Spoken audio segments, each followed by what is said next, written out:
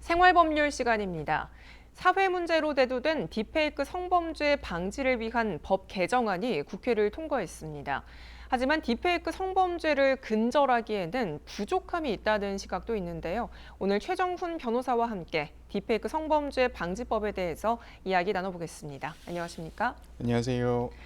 네, 딥페이크 성범죄 처벌 기준을 강화한 딥페이크 성범죄 방지법이 국회 상임위를 통과했습니다. 어떤 내용을 담고 있나요?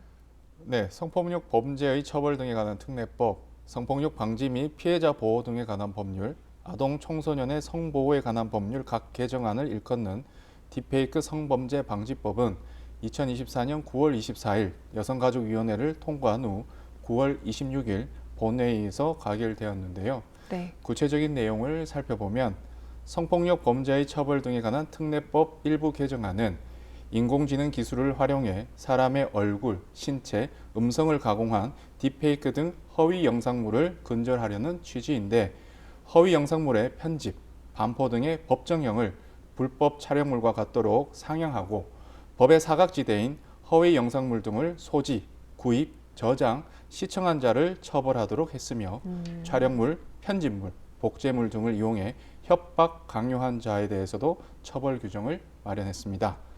성폭력 방지 및 피해자 보호 등에 관한 법률 일부 개정안은 국가 등의 책무에 불법 촬영물 등 신상정보 삭제 지원과 피해자 일상회복 지원을 명시했는데 불법 촬영물 등 삭제 지원 주체에 지방자치단체를 추가하고 삭제 지원 대상에 피해자의 신상정보를 포함한 한편 구상권 행사에 필요한 개인정보 요청 근거를 마련했으며 중앙과 지역에 불법 촬영물 등 피해 신고 접수, 긴급 상담과 신상정보 삭제 등을 지원하는 디지털 성범죄 피해자 지원센터를 설치, 운영할 수 있는 근거를 명시했습니다. 네, 이 딥페이크 성범죄물을 시청한 사람도 처벌받는 등 기준이 강화될 걸로 보이는데요.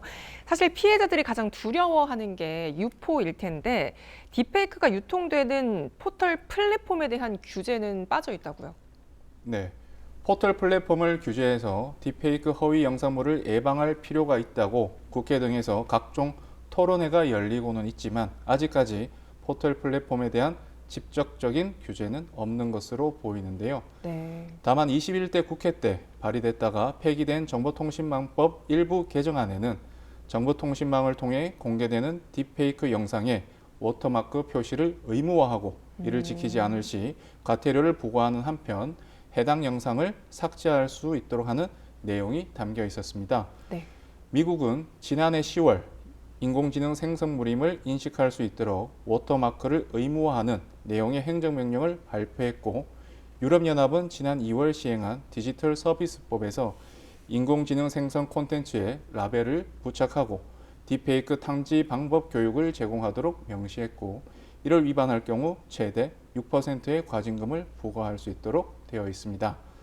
최근 국회 입법조사처에서 보도한 딥페이크 식별을 위한 AI 생성물 표시 의무 입법 방안에 대한 보고서에 따르면 AI 생성 콘텐츠에 대해 표시 의무를 부과하고 플랫폼에서 유통되는 AI 생성 콘텐츠에 부적절한 표시가 된 것을 발견하거나 신고된 콘텐츠에 대해서는 삭제 또는 임시 조치할 필요성이 있다고 되어 있는 바 머지않아 해당 법률이 제정되지 않을까 싶습니다.